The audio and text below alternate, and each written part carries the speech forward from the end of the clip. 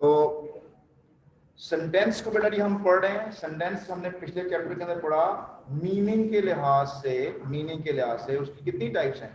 मतलब कोई सेंटेंस आपसे बोला जाए, suppose if I say that I want you to understand me, तो ये एक स्टेटमेंट है, ठीक है। और ये जो एक स्टेटमेंट है इसमें क्या मीनिंग है, I want you to listen to me, ये ऑर्डर भी है। तो जिस सेंटेंस के अंदर ऑर्डर आ रहा होता है वो सेंटेंस इंपैरेटिव सेंटेंस कहलाता है। मैं कहता हूं लिसन टू मी केयरफुली, इसके अंदर सेंटेंस ही बता रहा है कि मैं आपको क्या कर रहा हूं, ऑर्डर कर रहा हूं। तो ऑर्डर वाले क्या होते हैं, imperative. I don't like noise in my class, ये क्या चीज है, ये एक स्टेटमेंट है। ये स्टेटमेंट है और जो स्टेटमेंट होती है उसको क्या कहते हैं, डेक्लेरेटिव। तो डेक्लेरेटिव नेगेटिव भी होता है और पॉजिटिव भी होता है। फिर हमने ये पढ़ा कि जिसके अंदर हम कहते हैं कि ख्वाहिश है, I wish you get good marks नहीं हो, तो ये ख्वाहिश है तो क्या होगा, are you listening to me, ये क्या है, इंट्रोगेटिव। तो ये जो मीनिंग के लिहाज से नाम थे। अब बेटा जो हमारा नेक्स्ट चैप्टर नंबर 18 है, इसका नाम भी द सेंटेंस है। अब हम इसको पढ़ेंगे कि इसके अंदर हम जो चीज अंडरस्टैंड कर रहे हैं वो पढ़ने लगे हैं मेरे बच्चों। सेंटेंस स्ट्रक्चर के लिहाज से क्या नाम देता है, स्ट्रक्चर के लिहाज से। अगर मैं ये सेंटेंस लिखता हूं कि I teach in particular institution, I teach somewhere, या मैं आई एम अ टीचर, तो ये स्टेटमेंट है। ये स्टेटमेंट मीनिंग के लिहाज से तो डेक्लेरेटिव हुई, लेकिन स्ट्रक्चर के लिहाज से इसको क्या कहते हैं, स्ट्रक्चर के लिहाज से ये सिंपल सेंटेंस है। और सिंपल सेंटेंस के अंदर एक और सेंटेंस ऐड कर दिया जाए तो दो सेंटेंस बन गए। और अगर फुल स्टॉप एक ही रख दिया जाए तो उस सेंटेंस का नाम क्या बनता है, कंपाउंड सेंटेंस। और अगर एक ऐसा सेंटेंस हो जिसके अंदर एक इंडिपेंडेंट क्लॉज हो, दूसरी डिपेंडेंट क्लॉज हो, तो वो सेंटेंस क्या बन जाता है, कॉम्प्लेक्स बन जाता है। और एक सेंटेंस जिसके अंदर एक इंडिपेंडेंट और दो डिपेंडेंट क्लॉजेस हो तो क्या बन जाता है, कंपाउंड कॉम्प्लेक्स। बेटा ये स्ट्रक्चर के लिहाज से इनके मीनिंग थे। समझ लगी बेटा ये बात, ये चीज अब हमने सीखनी है और इसी की प्रैक्टिस करनी है। मुश्किल तो नहीं है ना, चीजें आसान है। पहला चैप्टर कैसे कर रहा था, मीनिंग के लिहाज से नाम, अब किसके नाम आ रहे हैं, स्ट्रक्चर के लिहाज से। और अब हम इसकी बेटा वेराइटीज सीखेंगे। ये सेंटेंस इतना इंपॉर्टेंट है कि हम जब कोई ऐसे लिख रहे होते हैं, जब हम नैरेटिव ऐसे लिखते हैं, हम डिस्क्रिप्टिव ऐसे लिखते हैं, तो उस पर क्या लिख रहे होते हैं, सेंटेंस। और उन सेंटेंस के जरिए क्या कन्वे कर रहे होते हैं, मीनिंग्स।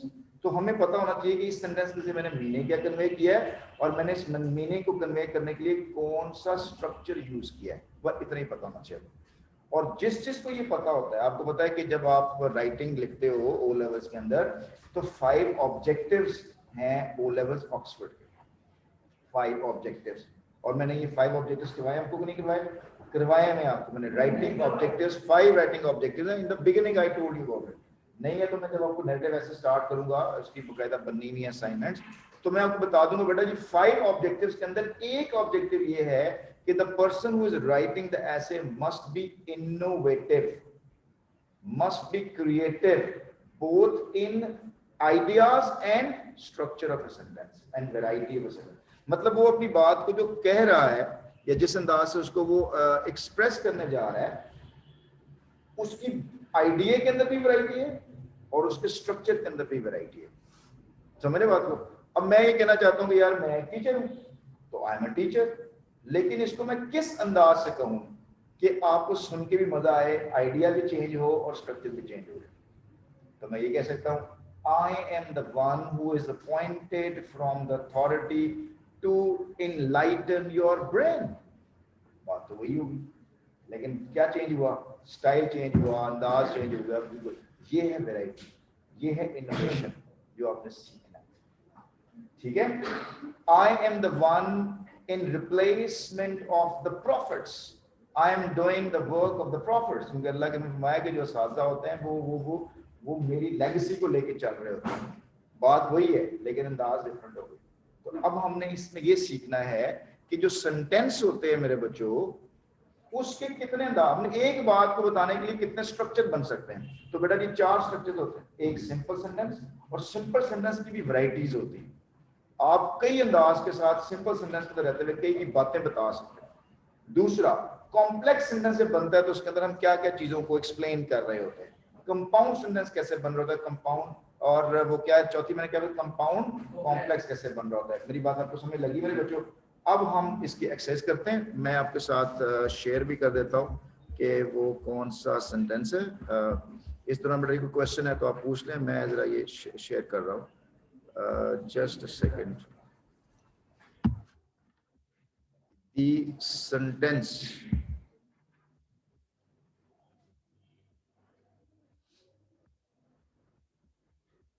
ये आपसे शेयर कर देता हूँ। दी सेंटेंस कहाँ चला गया? ये रही sentence.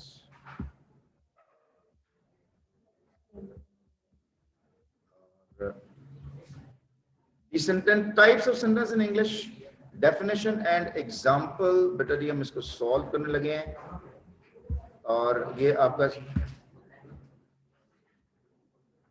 the sentence classification of sentence based on structure। based on बेटा कौन सा लिखा हुआ है? ऐसे लिखा हुआ है। तो हमने कहा कि when writing to convey information and to discuss simple ideas, it is appropriate to use simple basic sentence construction. However, in creative writing, I told you about this.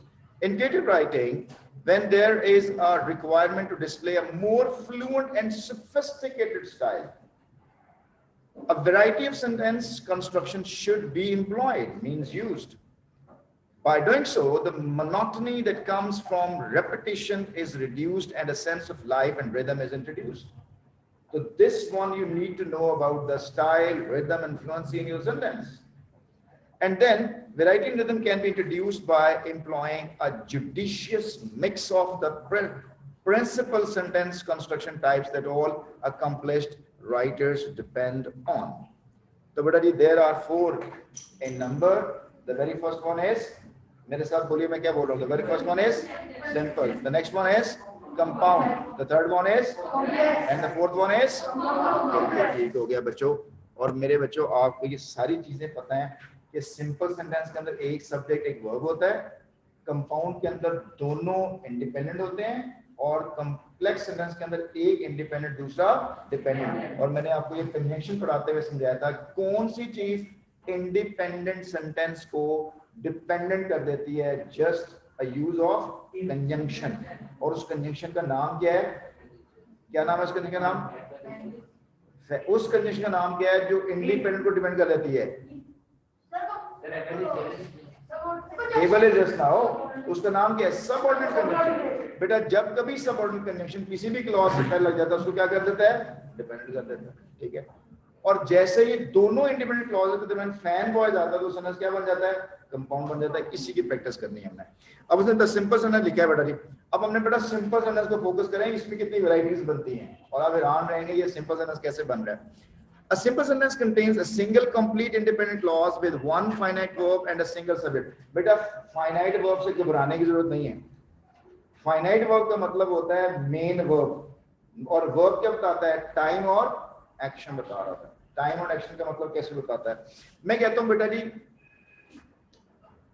I am teaching in the class, I teach in the class, yesterday I taught। मैं yesterday छोड़ रहा हूं, मैं कह रहा हूं I taught yesterday, I taught in the class। मैंने sentence बोला I taught in the class। अब वो जो लफ्ज taught था वो आपको 2 इंफॉर्मेशन बता रहा था, बल्कि क्या, पहला एक्शन क्या था? पढ़ाने वाला। और एक्शन कब हुआ? पास्ट में। समझ रहे बात? I wrote a letter, I wrote a letter। Action कौन सा हुआ उसके अंदर? राइट। और कब एक्शन हुआ? पास्ट में। 2 इंफॉर्मेशन मिल गई आपको। बेटा whenever you get an information of time and action, it means you are talking about finite verb। और finite verb एक simple sentence होता है और ये independent sentence होता है। ये इंडिपेंडेंट सेंटेंस होता है, कंप्लीट होता है ये सेंटेंस। ठीक है। तो आप आपसे पूछेगी जी सिंपल, ये मतलब सिंपल सेंटेंस क्या होता है? तो आपने कहना है कि सिंपल एक इंडिपेंडेंट क्लॉज होती है जो कंप्लीट सेंस कन्वे कर रहा होता है। इस तरह से एग्जांपल दी हुई, Jamal is the best cricketer in the school और I saw the most amazing sights in Africa. ये सारी स्टेटमेंट दी है। बेटा मीनिंग के लिहाज से सेंटेंस कौन से हैं? डेक्लेरेटिव। स्ट्रक्चर के लिहाज से कौन से हैं? अच्छा, आपको ये पढ़ाना बेटा इसलिए जरूरी है कि आपने आगे ऐसे लिखने हैं और ऐसे में क्या लिखने होते हैं? सेंटेंस लिखने होते हैं और सेंटेंस का बेटा को पता होना चाहिए। नेक्स्ट बेटा जी हमारे पास combining simple sentence to form other simple sentence. ये है बात समझने वाली। हम कैसे 2 सिंपल सेंटेंस को ज्वाइन करें तो ज्वाइन करने के बाद सेंटेंस सिंपल ही रहे। हम दो सेंटेंस को जब ज्वाइन करते हैं ना बेटा, दो सिंपल सेंटेंस ज्वाइन करते हैं ना, तो बेटा हमारे पास तीन तरह के सेंटेंस बन सकते हैं। वो सिंपल भी रह सकता है, वो कंपाउंड भी बन जाता है, और वो कॉम्प्लेक्स। तो बेटा जब मैंने बात एक तरीके से कह सकता हूँ तो मुझे डिफरेंट अंदाज से बात करने की क्या जरूरत है? अभी थोड़ी देर पहले बताइए क्या जरूरत है? For the sake of variety, for the sake of creativity, for the sake of style. मेरा बेटा सभी लोग एक जैसे होते, सभी स्टूडेंट एक जैसे होते, उनके चेहरे, आंखें, नाक, कान, आवाज सारे जैसे होते, तो सोचो जिंदगी कैसी होती। किसी को हम बुला रहे होते हैं, मतलब नाम भी सब जैसे एक जैसे होते, तो मैं कहता जी कि खिजर, तो सारे कहते हैं यस सर, ठीक है ना, और वो खिजर जैसे बचे हूँ सारे, स्ट्रेंज हो जाएगा ना। बेटा देखो आपको एक मजे की बात बताऊं बच्चों, ये जो आपकी फिंगर्स है ना बेटा, इसके ऊपर जो पोर्स बनी हुई हैं, ये 8 अरब की आबादी होगी इस टाइम, 8 अरब की आबादी के अंदर 8 अरब आबादी पॉपुलेशन, जस्ट टू इमेजिन उसकी जो फिंगर्स, दुनिया की बात, इसमें जो फिंगर्स के ऊपर जो आपकी जो लाइंस बनी हुई ना, किसी एक बंदे की दूसरे से सेम नहीं है बेटा, डिफरेंट है। कितना बड़ा रब्बुल आलमीन होगा, कितना बड़ा। तो ये for the sake of variety है कि आप एक बात को कई अंदाज से कहने का तरीका आता होगा बच्चों आपको, एक बात को कई अंदाज से कहने का तरीका ही फन होता है बेटा, यही तो मजे की बात होती है। हम कहते हैं अरे कितनी अच्छी बात कर गया है, हालांकि वो सेम बात की। कायनात जब से बनी है बेटा जी, नेकी वही है, बुराई वही है, वही शैतान है, वही अल्लाह है, कोई चेंज नहीं आई। तब्दीली किस में आ रही है? नए अंदाज में, नई नई चीजों में, नई नई शक्लों में। आप एक वीडियो गेम का एक ही लेवल बार बार खेलते हो तंग आ जाते हो, लेकिन वो एक चीज होती है, लेकिन लेवल चेंज हो रहे होते हैं, बातें वही होती है। तो ये हमने सीखना है। वो कहता है जी देखें, हमने सिंपल सेंटेंस को कंबाइन करना है। Sometimes two or more simple sentence can be joined together to form more interesting simple sentence, however it will still contain only one finite verb, one independent clause. ये इसके गलत किया गया, एक ही कह देता कि इंडिपेंडेंट क्लॉज ही थी उसके अंदर, यानी एक ही वर्ब एक ही सब्जेक्ट। इसकी वजह से एक्सरसाइज करनी है और ये मजेदार एक्सरसाइज होगी, you will love it while solving it. चलो भाई, चलो जी। There are many ways of joining short simple sentence to create a variety of simple sentence.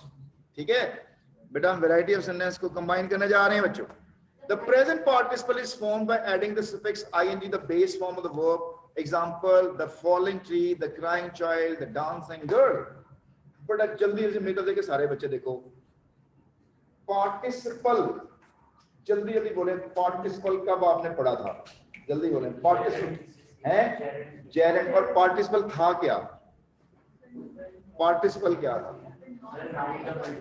वो तो जेरेंट बन गया। पार्टिसिपल कब पढ़ा था हमने? टेंसेस से पहले ही पढ़ा था हमने बेटा। सबसे पहले पार्टिसिपल का लफ्ज कब सुना था आपने? भूल गया ना? किसने बोला? अनुज भाई ने सही बोला बेटा, forms of verbs.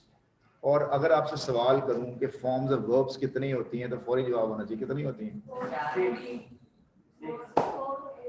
6 forms of verb. इसका मतलब ये कि जो हमने पीछे पढ़ा वो सारा गया कहीं पे, पता नहीं कहां चला गया। God knows where it has gone as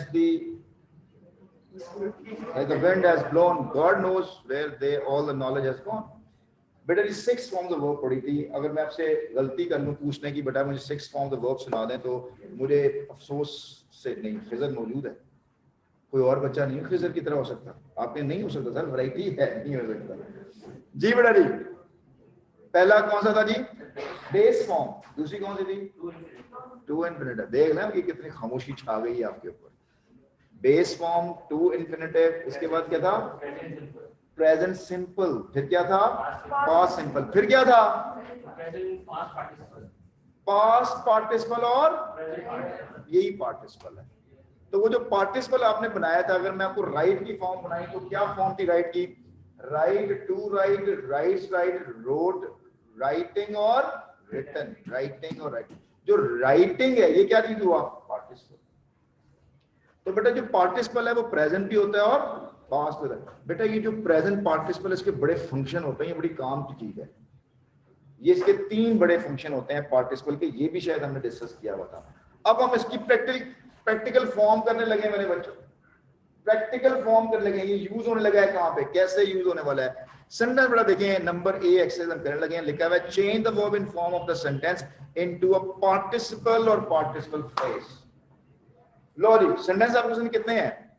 he sprang up, एक सेंटेंस है बच्चों, और ही स्पेड अवे, ये भी एक सेंटेंस है। मुझे बताएं मीनिंग के लिहाज से क्या है? डेक्लरेटिव, दोनों डेक्लरेटिव हैं, और स्ट्रक्चर के लिहाज से दोनों सिंपल सेंटेंस है, और दोनों ही क्या से कैसे सेंटेंस है? ये इंडिपेंडेंट है। अच्छा, आपको कैसे पता चल गया इंडिपेंडेंट है? आपको निशानी बताइए, इससे पहले कोई कंजंक्शन।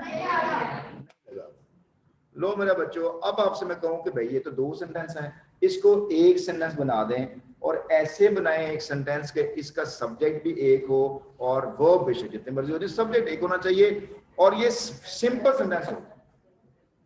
ठीक है, हाँ जी। स्प्रिंगिंग अप ही स्पेड अवे, स्प्रिंगिंग अप ही स्पेड अवे। अब आपने जो स्प्रिंगिंग अप बनाया, फाइनाइट वर्ब को खत्म कर दिया अब आपने इसको नॉन फाइनाइट वर्ब बनाया, और नॉन फाइनाइट वर्ब जो है बनाकर इसको आपने पार्टिसिपल बनाया, और असल सब्जेक्ट कौन सा था? ही, और स्पेड अवे मेन काम बना दिया। आपने दो मेन एक्शन में से एक को मेन रहने दिया, दूसरे को आपने नॉन फाइनाइट कर दिया। समझ लगी नॉन फाइनाइट वर्ब की? पहले हमने पढ़ा था नॉन फाइनाइट वर्ब कब होता है, और पार्टिसिपल से नॉन फाइनाइट वर्ब। सेंटेंस हमारा सिंपल है। अच्छा, अगर मैं ऐसे कहूं, अच्छा मैं बात सुने, अगर मैं सेंटेंस को ऐसे लिख दूं, he sprang up, he sprang up and he sped away, तो दरम्यान मैंने क्या लगाया? एंड से पहले कॉमा लगा दिया, फुल स्टॉप कर दिया, सेंटेंस कौन सा बन गया? कंपाउंड बन गया।